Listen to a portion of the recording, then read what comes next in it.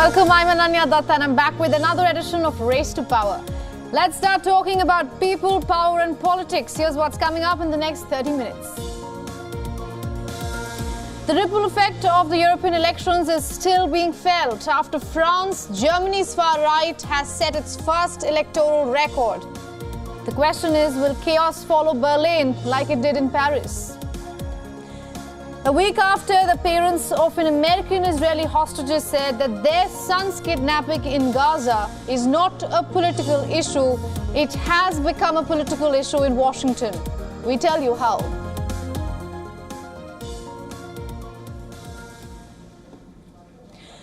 Regional elections in Germany have delivered a landmark verdict. The far right, the AfD, is set to win a poll mandate for the first time since World War II. And the ruling coalition is beginning to worry. The AfD, or the Alternative for Germany, has emerged as the biggest winner in the eastern state of Thuringia, with 33% of the votes. It finished ahead of the main opposition party, CDU, or Christian Democratic Union, that secured 24% of the vote. The far-right leadership is now calling on the ruling coalition government to make space for the AfD, an indication of Germany's altered political landscape. What we have seen is a dramatically poor performance by the government coalition. It was a vote for the end of the government coalition. Voters want new elections also on the federal level, and we are preparing for that. Accordingly, Chancellor Olaf Scholz should draw the consequences and should, along with his coalition partners, pack his bags and make room. Voters want a different government and different politics. But German Chancellor Olaf Scholz, whose party performed poorly in the concluded elections, is not giving up. Calling the results bitter, the Social Democrat Scholz has urged mainstream parties to form state governments by sidelining the far right, the AfD particularly. The move is reminiscent of a similar call made by France's President Emmanuel Macron in the country's snap parliamentary elections. On the streets of eastern Germany, the tension is palpable. Thousands gathered to protest against the far right's sweeping victory. Auf die Barrikaden.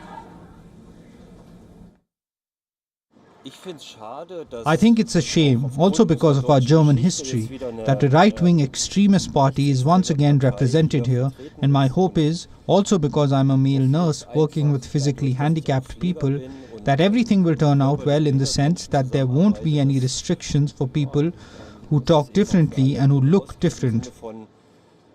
I think it's sad that it turned out this way. Unfortunately, I'm not surprised. But I'm still totally shocked because I was hoping that my fellow countrymen wouldn't vote for the fascists. That's all I can really say for now. And nothing will change. There will be a standstill at most. With national elections in Germany just a year away, the results could trigger infighting within Scholz's coalition. The shifting political winds also pressure the government to harden its stance on immigration and support over Ukraine. Now, to get us more insights, we spoke to Alex Cadier from Brussels.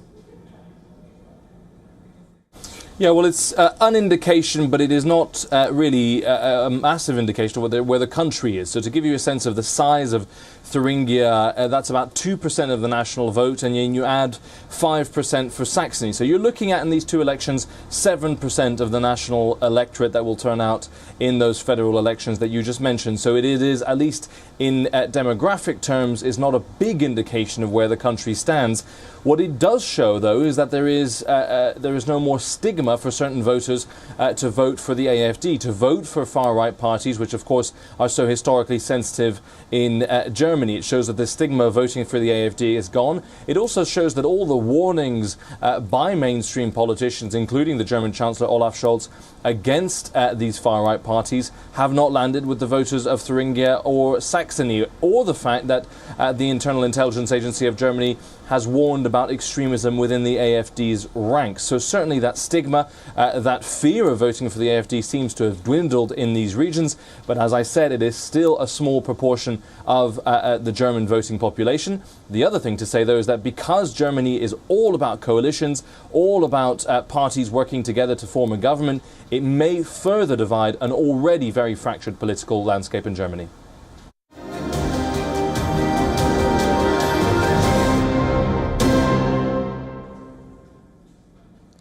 Let's shift focus now. The US elections are just over 2 months away. Both Donald Trump and Kamala Harris are pulling out all stops, intensifying their campaigns and keeping up appearances in battleground states.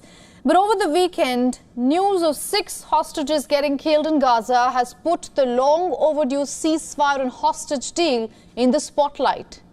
While the ruling administration is trying to douse the fire, the Red Camp is amping pressure on Joe Biden.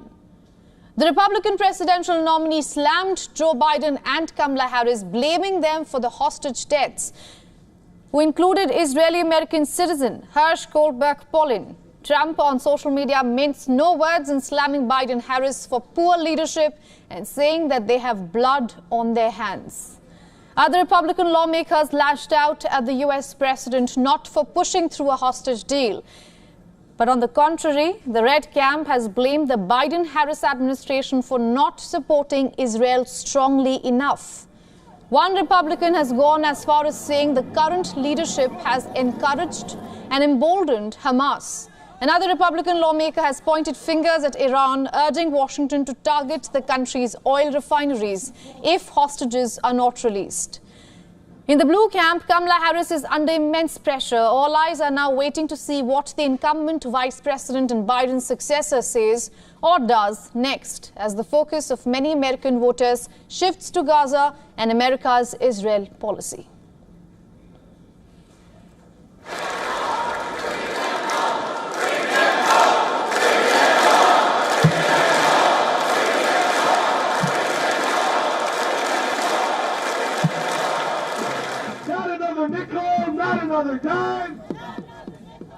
It was just days ago that parents of Hersh Goldberg-Polin made an appearance at the Democratic National Convention. Inside the venue, desperate parents addressed the dire need for a deal to bring hostages home. And outside, just a short distance away, pro-Palestine protests rocked Chicago, calling for a ceasefire and delivery of aid to millions suffering in Gaza. Today, the streets of New York are witnessing a fresh wave of protests triggered by the death of the Israeli-American, among 5 others. Bring them home! Bring them home! Bring them home! Bring them home! Bring them home! 4 hours. Of the total hostages that Hamas captured on October 7th last year, 7 of the remaining hostages in Gaza are American citizens. Washington says that 3 of the hostages have died in captivity and the fate of 4 others remain unknown. For the moment, growing calls for a hostage deal and ceasefire in Gaza have seemingly become a flashpoint in the US elections. And in a week, both political rivals are expected to take the podium for the highly awaited presidential debate.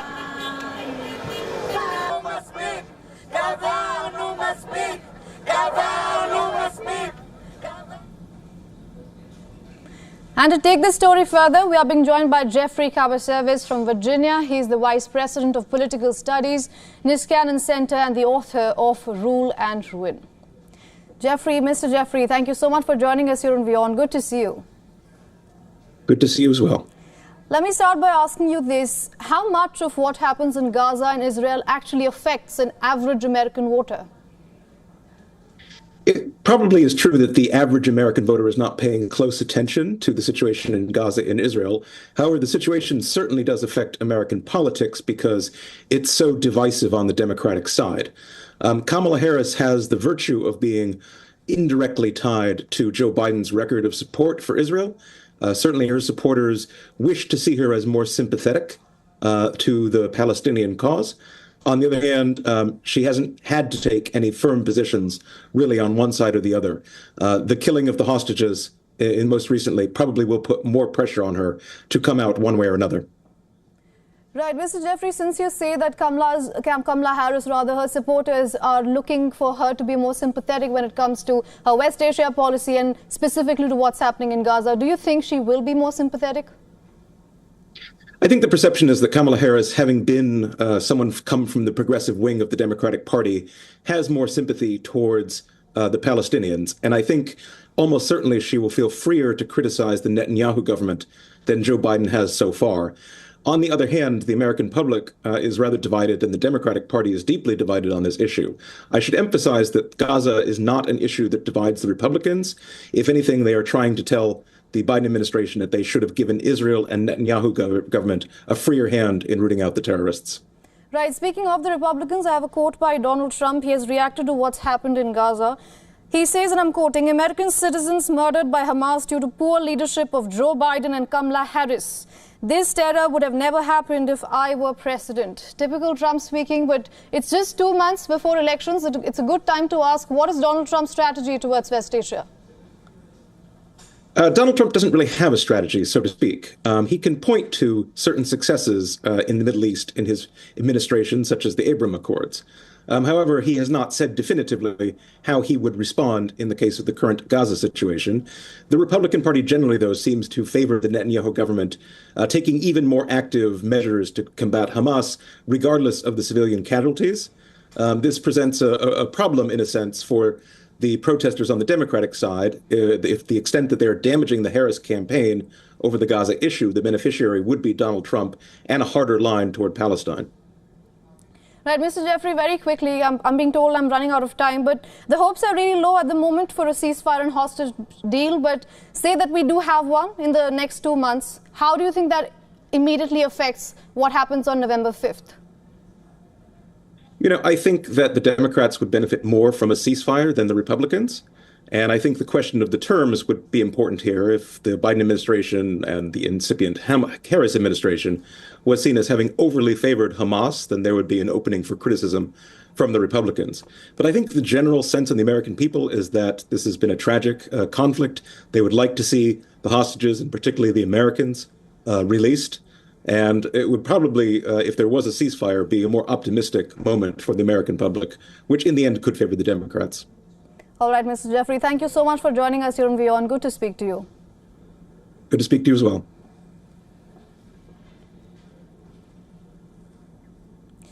This week, it will be 11 months of the war in Gaza. What was being called a short war in the beginning currently has no end in sight. Israel's main objective of eliminating Hamas has now become quote-unquote impossible. Hostages are dying and more anti-Israel groups are joining the war, all while the streets in Israel look like this.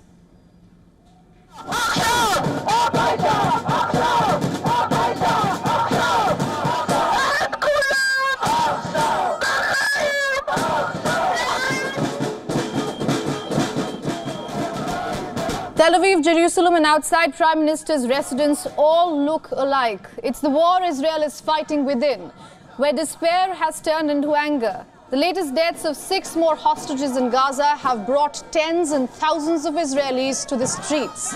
The demands are louder. There are 2. 1, a hostage deal, and 2, the resignation of the Prime Minister. Here's what some have to say directly to the Prime Minister, Benjamin Netanyahu. Everyone left their work, left the job, left the children at home, and came here to protest, to say no more to this corrupt government. And we have a prime minister who doesn't think of the good of a country, but only of his own good. This government only cares about herself and doesn't care about the hostages and their family and the people of Israel that wants everybody to be back and return to some normality in our life. Experts say the protests could be a turning point. It is the first time the country's most powerful unions have joined the movement. Remember, Israel is a country that is run by unions. Many see the unions as a bigger force than the political parties. The last time the National Union came out on the streets was during the protests against judicial reforms. That too was called a turning point for Prime Minister Netanyahu's career until the war broke out in Gaza. The protest is a reminder for Netanyahu that his approval ratings are abysmal. The streets are calling for his resignation. And even as a wartime leader, he doesn't have his own people behind him.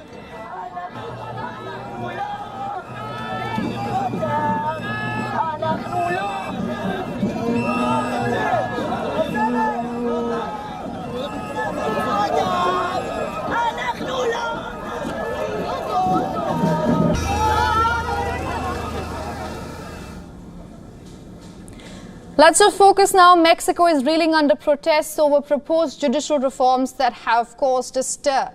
In the middle of a tense political climate, outgoing President Andrés Manuel López Obrador presented the final report of his government and defended his legacy. Addressing a crowd of thousands in Mexico City, Obrador bid farewell to his supporters and hailed the country's true democracy. The annual review is part of a tradition in Mexican politics and came just a month before Obrador passes the baton to his successor, Claudia Sheinbaum.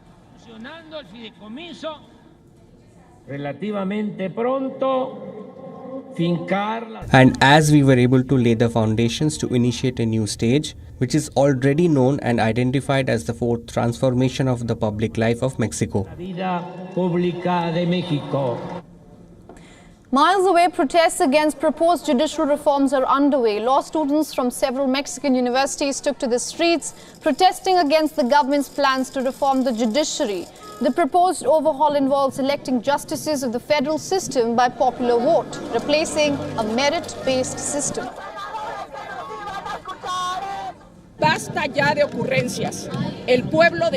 The people of Mexico, the citizens and the people of this country who work, pay taxes and teach and train the new generations, under no circumstances do we deserve this proposal, which is improper and indecent.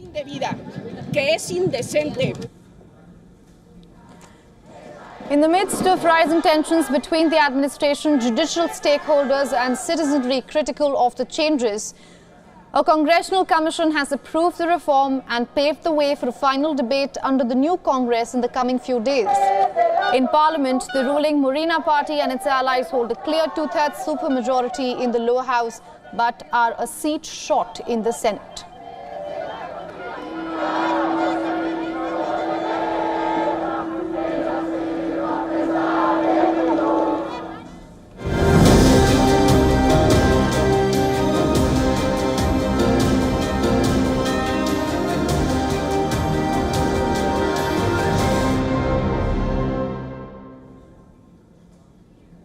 And it's less than 3 weeks to go for the crucial presidential elections in Sri Lanka. The SLPP party candidate Namal Rajapaksa has launched his poll manifesto, pledging clean governance. Speaking at the ceremony to launch his election manifesto, Rajapaksa said that his government could eradicate fraud and corruption within 3 years by introducing digitization, competitive bidding for government procurement processes, and converting the grey economy into a white economy. But the bold claims are not helping Namal Rajapaksa. The son of former Prime Minister Mahinda Rajapaksa is currently not a front-runner in the upcoming 2024 presidential elections. Given that his uncle, former President Gotabaya Rajapaksa, was at the helm in 2022 when he fled Sri Lanka after the country spiraled into an economic crisis. The once prominent Rajapaksa family has been unpopular for several reasons. They are widely blamed for the severe economic crisis in 2022. That was characterized by rampant inflation, food shortages and a crippling foreign debt crisis. Many Sri Lankans hold them responsible for policies that led to the country's financial collapse. The family has faced numerous allegations of corruption and nepotism. They are accused of using their political power to enrich themselves and their close associates. The Rajapaksas have also been criticized for undermining democratic institutions, centralizing power and stifling dissent that had led to widespread public dissatisfaction and violent protests. The Rajapaksa's tenure was also marked by concerns over human rights abuses, particularly in the final stages of the civil war and in the years following.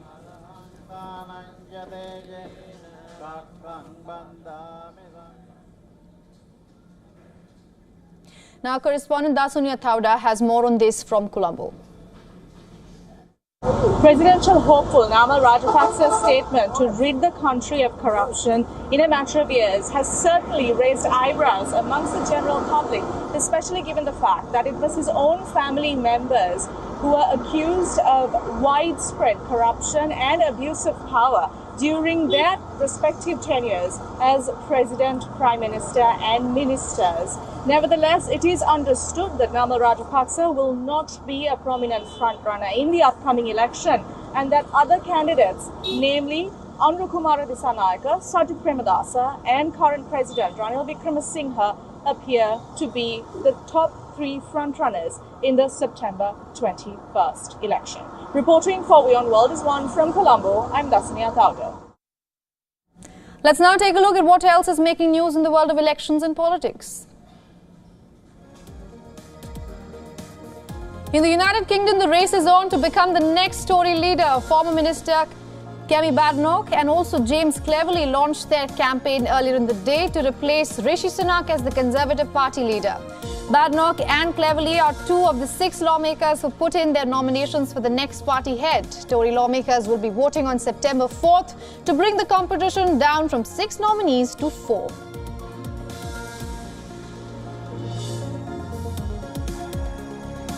And ahead of elections in Tunisia, activists are protesting in front of the country's Electoral Commission headquarters, demanding that the poll body officials should resign.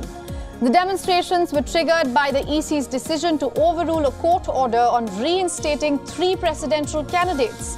The protesters accused the incumbent President Kais Saied of stifling competition.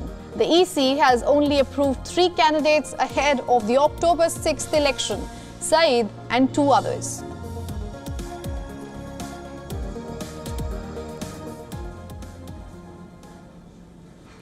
In India's hill town of Dharamshala, Tibetans in exile dressed in their traditional finest marked the 64th Tibetan Democracy Day.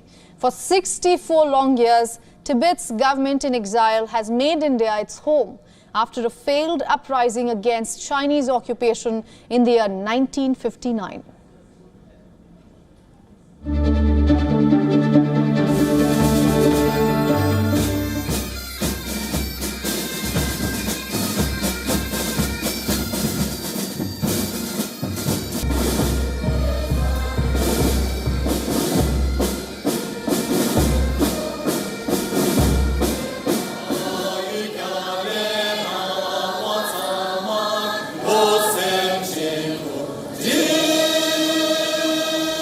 Today is a very special, good day for Tibetan people. The 1961 His Holiness Dalai Lama have declared the democracy system, started some member of parliament from the different region of Tibet, and then set up the democracy parliament systems.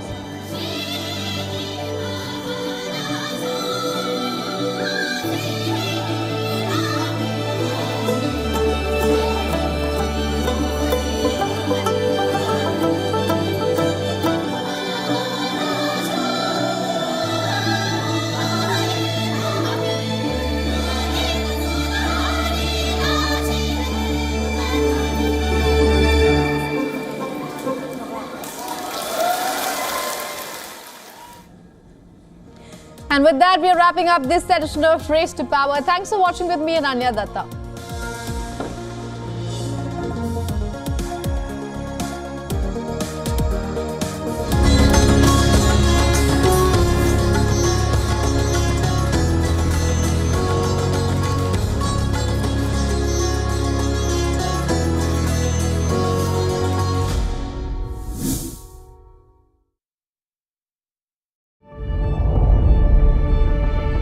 The Earth is sending distress signals.